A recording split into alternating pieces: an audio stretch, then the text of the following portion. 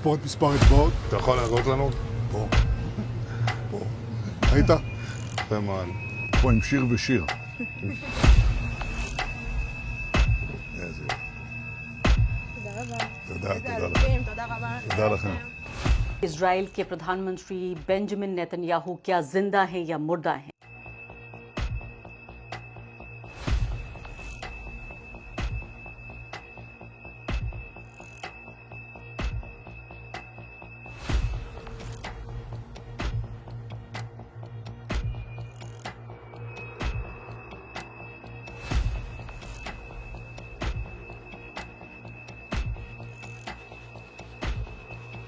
नमस्कार, इस खास कार्यक्रम में आपका स्वागत है। मैं हूं आरफा खानम शेरवानी। एक बड़ा सवाल जो पिछले कई दिनों से लगभग हमारे सामने सबसे बड़ा सवाल ईरान की जंग को लेकर है वो ये कि इजराइल के प्रधानमंत्री बेंजामिन नेतन्याहू क्या जिंदा हैं या मुर्दा हैं। ये सवाल उनकी ज़िंदगी या मौत का नहीं है।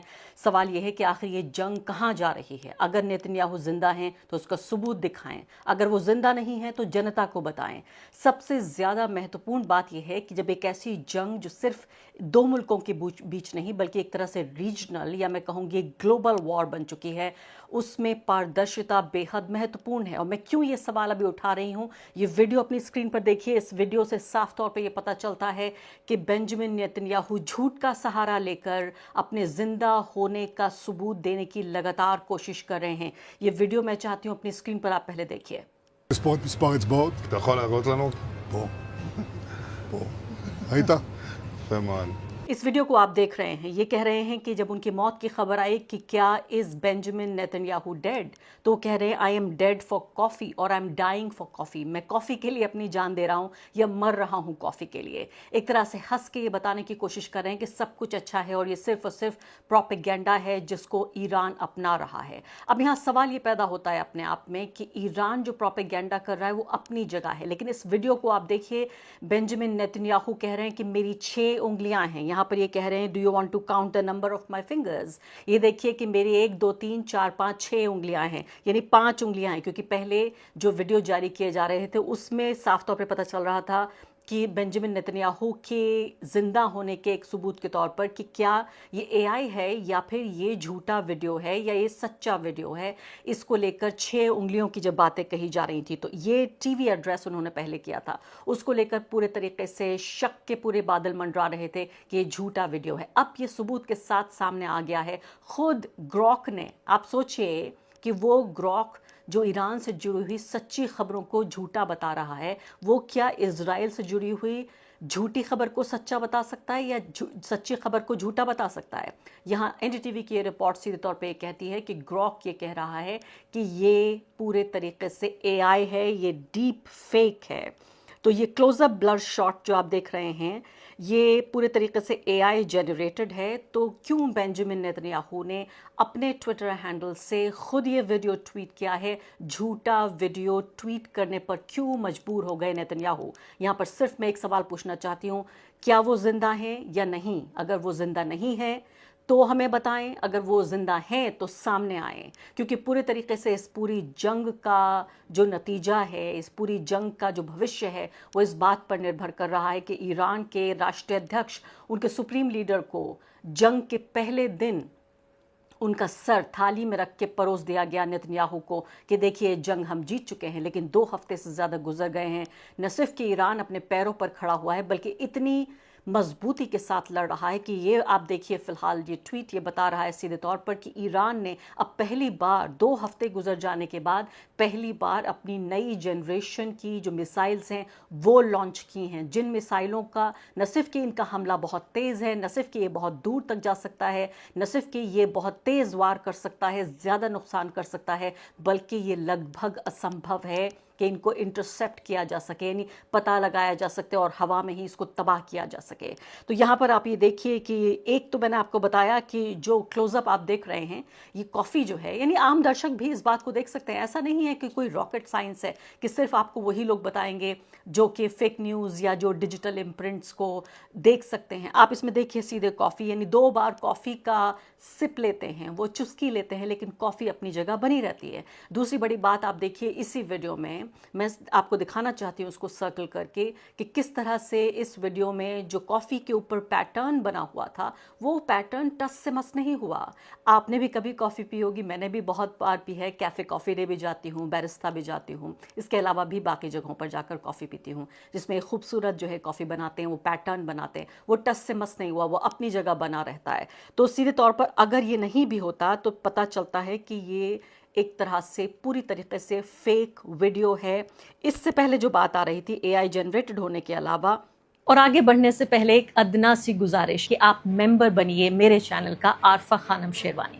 अगर आप मेंबर बनते हैं, आपके समर्थन से आप मेरा हाथ मजबूत करेंगे, इतना मजबूत कि मैं सत्ता का कॉलर पकड़ के सवाल पूछ सकूंगी और जो हमारे समुदाय में हाशिए के जो तबके हैं उनकी आवाज उठा सकूंगी। आप यकीन जानिए आपका एक छोटा सा सहयोग मेरे लिए इतना बड़ा होगा जिसके लिए आप अंदाजा भी नहीं लगा सकते।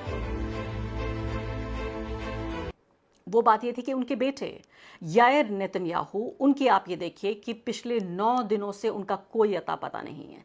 बेंजामिन नेतन्याहू के बारे में जब से ये फेक वीडियो आया और उन्होंने फेक एड्रेस किया, उससे पहले तक सीधे तौर पे ये पता चल रहा था कि वो हवा में ही उड़ रहे हैं। तमाम जानकारी बता रहे थे कि ज़मीन पर वो लैंड नहीं कर रहे हैं क्योंकि उनकी जान को खतरा है, इसलिए लगातार उनका जहाज़ हवा में उड़ रहा है 3 दिन से, और हवा में ही चक्कर काट रहा है 3 दिन से, क्योंकि उनको लगता है कि हवा में ज़्यादा सेफ हैं वो, ताकि जो मिसाइलें हैं उनका हमला वहाँ पर ना हो सके उनके ठिकानों पर, उनके घर पर। हालांकि देखिए, आप इसको ज़रा आप बरक्स करके देखें तो अयतुल्ला अली खामनेई अपने ही घर में, अपने ही घर के कंपाउंड में अपने पूरे परिवार के साथ वो रहते रहे।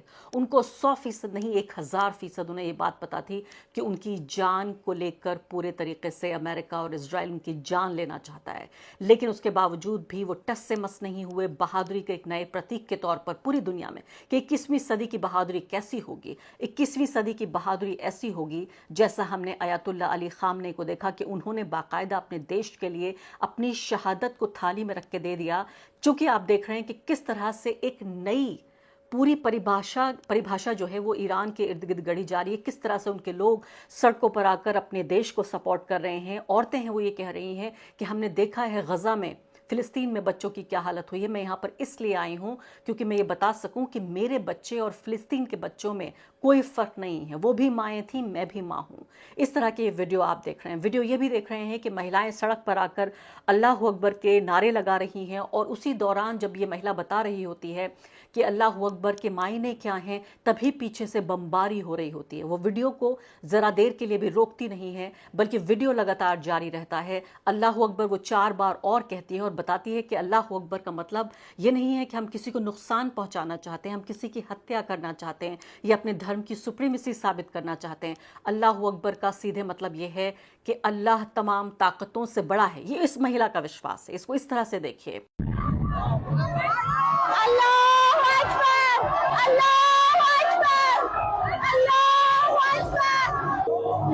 Hey American people, whenever you hear Allahu Akbar, you usually think an explosion would follow because this word has been misused by extremists like ISIS members.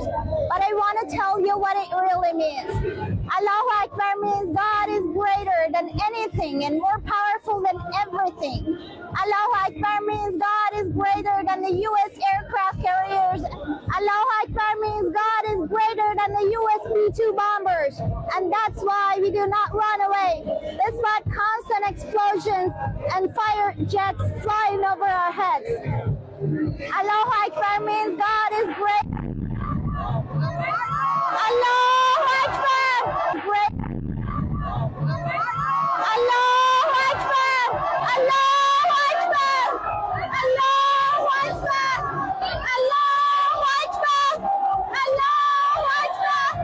Allahu Akbar! Allahu Akbar! Allahu Akbar! Did you see what just happened? An explosion really happened right behind me, and people did not run away. They didn't fear. They just kept chanting Allahu Akbar because Allahu Akbar means God is greater than anything. कि वो महिला जिसके शहर पर जिसके घर पर, उसके रिश्तेदारों पर, सब पर आफत आई है, उसके परिवार पर, उसके सबसे बड़े नेता का कत्ल कर दिया गया है, वो ये कह रही है कि तमाम ताकतों से, अमेरिका से, इजराइल से, किसी भी बड़ी ताकत से बड़ा है अल्लाह। ये हमारा विश्वास है और ये बताता है कि अल्लाह अकबर क्या चीज़ है। ये महिला बता रही है कि अल्लाह अकबर तोपों से बड़ा है, अल्लाह अकबर मिसाइलों से बड़ा है, अल्लाह अकबर बमों से बड़ा है, अल्लाह अकबर जंगी जहाज़ों से बड़ा है, सबसे बड़ी ताकतों से बड़ा है। मुझे लगता है कि जो लोग आस्थावान होते हैं उनके लिए सबसे बड़ी यही चीज़ होती है कि जो आस्था है वो उनको कहीं ना कहीं उनसे कई गुना बड़ी ताकतों से लड़ने की क्षमता के अलावा विश्वास देती है। तो एक तरफ आप नेतन्याहू को देख रहे हैं कि लगातार झूठे वीडियोज़ आ रहे हैं, उनके बेटे का ये ट्वीट ये लोगों ने याद दिलाया, यार नेतन्याहू का जो एक दिन में 35 से 40 ट्वीट किया करते थे, उनका आखिरी ट्वीट दिख रहा है और बताया जा रहा है कि क्या अपने पिता के खो जाने या उनकी मौत की वजह से वो यहाँ पर वापस नहीं आए। मैंने खुद जाकर देखा उनका ट्विटर हैंडल और वाकई वो 9 दिनों से उनका कोई पता नहीं है। 8 मार्च के बाद से उनका कोई पता नहीं है कि आखिर वो हैं तो हैं कहाँ। वो व्यक्ति जो 30-40 ट्वीट हर रोज़ किया करता था, तो ये तमाम लोग इस बात को लेकर कर रहे हैं कि आखिर वजह है तो क्या है। इसके अलावा इससे पहले एक खबर ये भी आई थी कि भारत का ही एक पत्रकार टीवी अपने उसके दौरान, वीडियो रिकॉर्डिंग के दौरान या लाइव रिकॉर्डिंग के लाइव टेलीकास्ट के दौरान उसने गलती से क्या नेतन्याहू का जो उनका ठिकाना था उसका एड्रेस दे दिया था। इसको लेकर कई खबरें ये भी आईं कि क्या उस व्यक्ति को कुछ देर के लिए गिरफ्तार किया गया, लेकिन चूंकि ये खबरें पुष्ट नहीं हो सकी हैं, इसलिए मैं आप तक उस खबर को लेकर नहीं आऊँगी। लेकिन ये भी बहुत शर्मनाक है जिस तरह से भारत में कई पत्रकार खुलकर प्रोपेगेंडा कर रहे हैं। जो इजराइल की आर्मी है, आईडीएफ को उसको महान बता रहे हैं और ईरान देश को कह रहे हैं कि टेररिस्ट नेशन, टेरर नेशन। आप सोचिए, भारत की सरकार, भारत की जो पूरी हमारी जो समुदाय है, जो इंटेलेक्चुअल कम्युनिटी है, या मैं कहूँगी आम व्यक्ति भी, क्या हम ईरान को आतंकवादी मानते हैं? क्या हम ईरान को आतंकवाद का प्रायोजक मानते हैं? तो ये अचानक जो अजीब सा प्यार है ये इजराइल को लेकर, आखिर क्यों है? क्या आपको इसका जवाब पता है? मैं यहाँ नेतन्याहू को ये चैलेंज करना चाहती हूँ कि ये देखिए अपने सामने ये वीडियो, ये 2 दिन पहले का ही वीडियो है जिसमें ईरान की पूरी लीडरशिप, यानी एक ऐसा देश जिनका राष्ट्रीय अध्यक्ष को सिर्फ 2 हफ्ते पहले गैर कानूनी तरीके से तमाम अंतर्राष्ट्रीय नियमों की धज्जियां उड़ाकर उस व्यक्ति की हत्या कर दी गई, वो देश डरा नहीं है, झुका नहीं है, ज़रा भी उसके माथे पर शिकन नहीं आई है, बल्कि वो देश, उसकी पूरी लीडरशिप, ये वीडियो आप अपनी स्क्रीन पर देख रहे हैं, कोई ऐसा महत्वपूर्ण नेता नहीं था जो बचा हो इस बात से कि वो बाहर ना निकला हो, ये दिखाने के लिए कि हम कितने बहादुर हैं। जब मैंने पूछा ये सवाल, और ये इंटरव्यू मैं चाहती हूँ आप ज़रूर देखिए, जो सुप्रीम लीडर के भारत में जो रिप्रेजेंटेटिव हैं ईरान के सुप्रीम लीडर के, डॉक्टर इलाही, उनसे कुछ ही घंटों पहले ये इंटरव्यू मैंने किया जिसमें मैंने उनसे पूछा कि बे आयतुल्ला जो मुश्तबा खामेनी है वो कहाँ है, जो नए सुप्रीम लीडर। तो उन्होंने बताया कि वो ज़ख्मी हैं। इस बात को उन्होंने स्वीकार किया कि हाँ वो ज़ख्मी हैं, वो रिकवर कर रहे हैं, जब वो ठीक हो जाएंगे तो जनता के सामने आएंगे। तो अब तक हमें कम से कम ये स्टेटस तो पता है, हमें ये तो नहीं पता कि वो दुनिया के सबसे तंदुरुस्त व्यक्ति हैं, उनको कोई चोट नहीं आई है, कोई समस्या नहीं हुई है, उसी कंपाउंड में वो मौजूद थे जहाँ ये हमला हुआ और आयतुल्ला अली खामेनी की हत्या की गई, और वो रिकवर हो रहे हैं। तो सीधे तौर पर उन्होंने साथ साथ ये भी कहा कि ईरान 5-6 साल, 5-6 हफ्ते नहीं, 5-6 साल इस जंग को लड़ने के लिए तैयार है। तो मैं चाहती हूँ कि ये वीडियो अपनी स्क्रीन पर देखिए। President and a lot of other officials and responsibles in Iran, frankly, they mentioned that we accept ceasefire, but with some conditions. What are your conditions? They have to pay for that, for the damaging of Iran. Okay. This is one. And the second thing, we should have guarantee, but again, they will not attack us. 2. This is just. And you do not want the economic sanctions to. Yes, of course. और साथ साथ ये धमकियां भी देखिए कि जो department of war है वो क्या ट्वीट कर रहा है यूनाइटेड स्टेट्स का। आप देख रहे हैं वो ट्वीट ये कर रहे हैं, डिपार्टमेंट ऑफ पीस हुआ करता था, अमेरिका में डिपार्टमेंट ऑफ वॉर भी होता है आजकल। तो आप ये देखिए कि फ़िलहाल वो ये कह रहे हैं कि जो मुश्तबा खामेनी हैं वो डिसफिगर्ड, यानी उनकी हालत ख़राब हो चुकी है, उनकी फिगर, उनका शरीर जो है वो बर्बाद हो चुका है, वो पूरे तरीके से ज़ख्मी हैं और डिसफिगर्ड हैं। और उन्होंने एक स्टेटमेंट कल जारी किया था, एक बहुत ही कमज़ोर सा स्टेटमेंट, उसमें कोई आवाज़ नहीं थी, वीडियो नहीं थी, वो सिर्फ एक रिटन स्टेटमेंट था। और ये बहुत ख़राब हालत है। वो डेस्परेट हैं, ये बौखलाए हुए हैं और छिपे हुए हैं, अंडरग्राउंड चले गए हैं और कांप रहे हैं। ये कहना है वहाँ के रक्षा मंत्री का।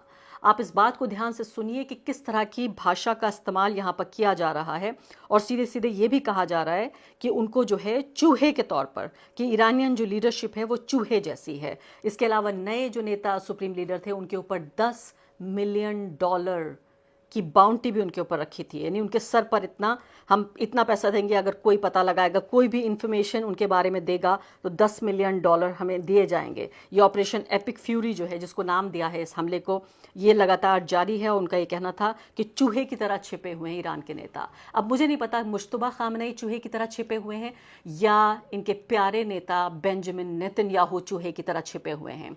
जो चूहे की तरह छिपा हुआ नहीं है अगर वो व्यक्ति, तो क्यों deep fake AI, artificial intelligence से बने हुए ये वीडियो क्यों ट्वीट किए जा रहे हैं अगर नेतन्याहू जिंदा हैं?